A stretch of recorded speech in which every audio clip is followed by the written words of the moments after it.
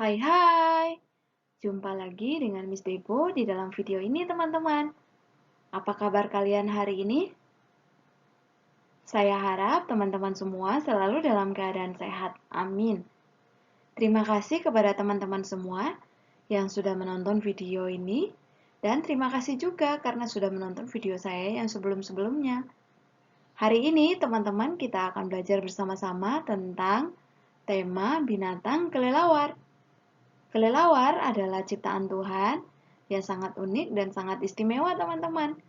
Nah, berikut penjelasannya ya, teman-teman. Pada umumnya, kelelawar berbentuk seperti ini, teman-teman, di gambar ini.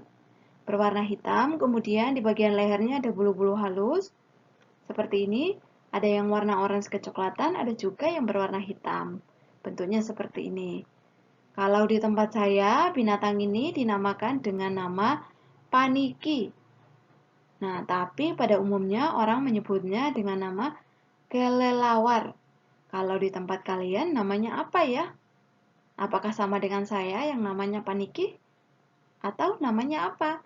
Nanti teman-teman bisa komen di bawah kolom komentar ya. Terima kasih teman-teman. Kelelawar biasanya tinggal di dalam gua dan di atas pohon, teman-teman. Dan pada umumnya, kelelawar suka hidup berkelompok seperti ini ya. Banyak-banyak seperti ini. Kemudian ada juga kelelawar jenis-jenis tertentu yang suka hidup secara individual, teman-teman. Nah, kita bisa tahu kelelawar ada yang hidupnya suka berkelompok, ada juga yang hidupnya sendiri-sendiri. Tapi mereka semua suka tinggal di dalam gelap.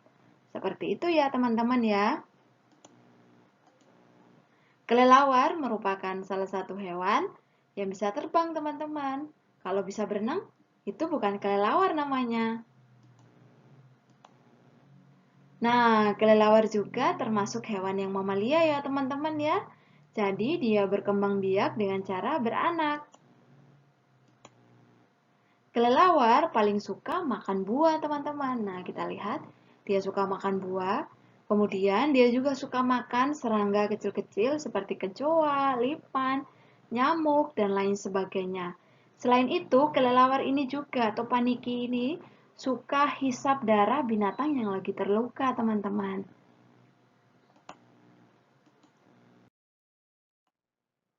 Nah, kelelawar ini suka beraktivitas pada malam hari ya teman-teman ya.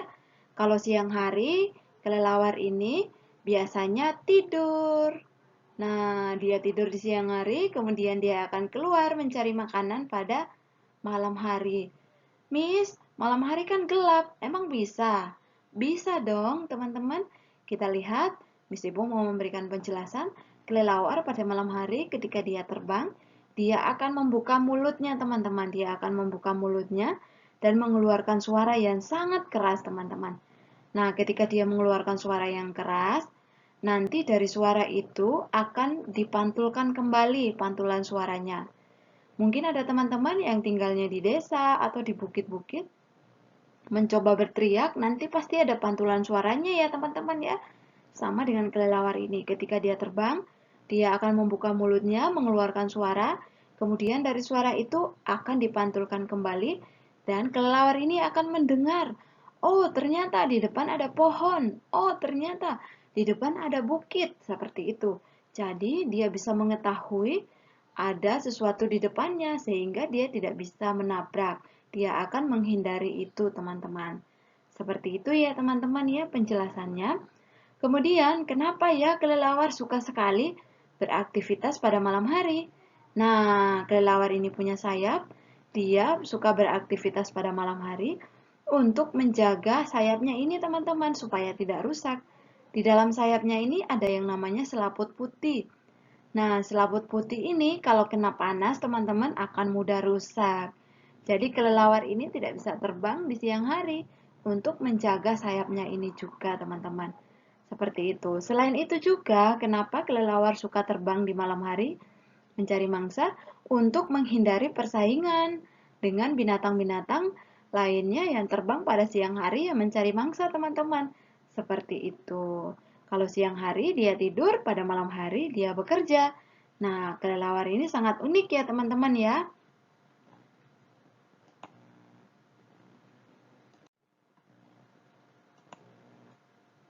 Nah, bagaimana ya cara tidurnya kelelawar ini? Tergantung secara terbalik seperti ini ya teman-teman ya. Dia bergantung secara terbalik seperti ini. Kaki di atas, kepala di bawah. Nah, terbalik ya, jadi sangat unik sekali binatang kelelawar ini teman-teman. Sekarang kita akan belajar bagian-bagian tubuh kelelawar teman-teman. Ini dia bagian-bagian daripada binatang kelelawar atau binatang paniki. Kita lihat, di sini ada sayap teman-teman. Kemudian ada kukunya di sini yang tajam sekali teman-teman ini.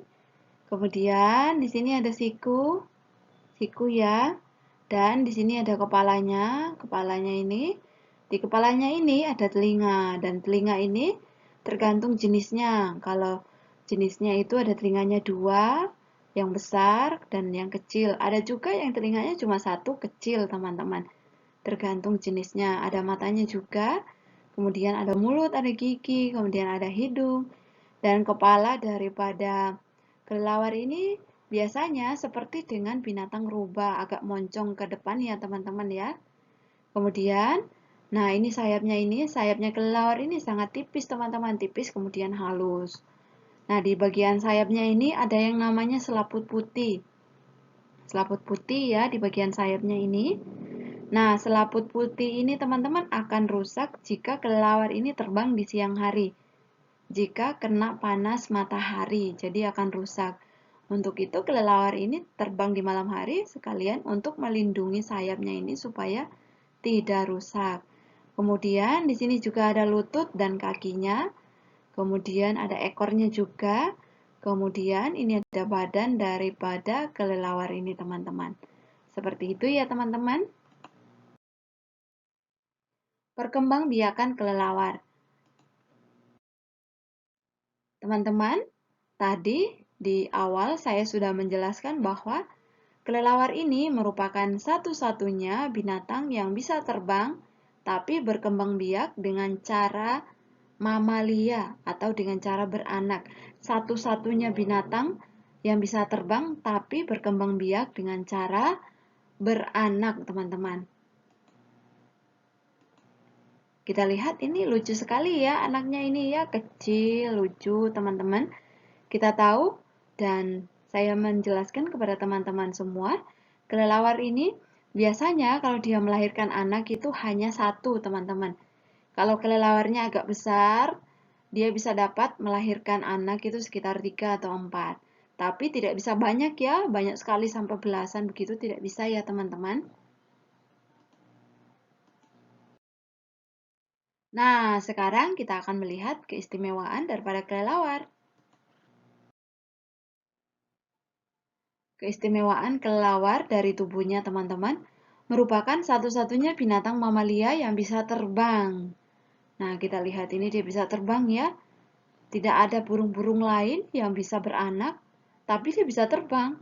Nah, ini merupakan satu-satunya binatang mamalia tapi bisa terbang, teman-teman. Sangat unik ya. Tuhan kita sangat luar biasa, teman-teman. Menciptakan binatang ini dengan sangat unik, bisa terbang tapi dia berkembang biak dengan cara beranak. Kemudian, sayap kelelawar ini berfungsi untuk terbang, membawa anaknya dan menyelimuti tubuhnya, teman-teman. Jadi, kelelawar ini punya sayap dan sayapnya ini biasa digunakan juga untuk menyelimuti tubuhnya atau membawa anaknya. Seperti itu ya, teman-teman ya. Nah, jadi kalau ada yang tanya kelelawar pakai baju enggak? Enggak. Dia sudah punya sayap ini untuk menghangati tubuhnya, teman-teman. Selanjutnya, kelelawar kalau pas terbang, dia membutuhkan banyak oksigen, teman-teman. Sehingga dia harus buka mulutnya. Terbang harus buka mulut ya. Selain dia membutuhkan banyak oksigen, dia buka mulut. Dari dia buka mulut, dia bisa mengeluarkan suara yang sangat keras supaya tidak bisa menabrak pohon atau menabrak batu yang tinggi yang ada di depannya. Kemudian, kelelawar ini merupakan salah satu binatang yang aktif di malam hari. Karena sinar matahari dapat merusak sayapnya. Di dalam sayapnya ini ada tadi yang saya bilang yang namanya selaput putih.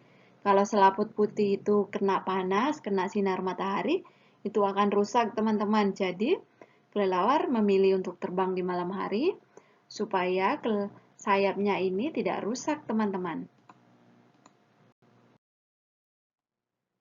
Kemudian, kelelawar juga ini teman-teman punya manfaat loh.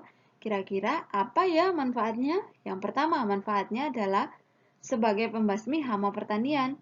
Kita tahu bersama, di awal tadi saya sudah menjelaskan bahwa kelelawar ini suka sekali makan serangga-serangga, teman-teman. Serangga kecil-kecil. Coba teman-teman lihat ini ada banyak sekali serangga ya, yang dapat merusak tanaman Pak Tani, merusak tanaman kita. Jadi dengan adanya kelelawar ini sangat membantu untuk membasmi setiap hama pertanian yang ada, setiap serangga-serangga yang dapat merugikan, yang dapat merusak setiap tanaman kita, teman-teman. Kemudian, kelelawar juga ini sangat berfungsi untuk membasmi setiap, selain dia membasmi hama pertanian, dia juga membantu untuk mengadakan yang namanya penyerbukan, teman-teman. Dia bisa terbang dari bunga satu ke bunga berikutnya, seperti itu sehingga bisa membantu penyerbukan. Nah, selain itu juga dapat membasmi nyamuk malaria. Kita tahu di awal sudah saya jelaskan bahwa kelelawar suka makan serangga ya. Jadi, nyamuk-nyamuk malaria ini yang merugikan manusia ini teman-teman, dia bisa makan teman-teman. Jadi, teman-teman bisa terhindar dari nyamuk malaria. Oke, teman-teman, sekian dulu video pembelajaran kita hari ini ya. Terima kasih teman-teman sudah menonton video ini. Sampai jumpa di video selanjutnya. Jangan lupa komen. Jika ada pertanyaan, jangan lupa like dan jangan lupa subscribe. Terima kasih. Sarange.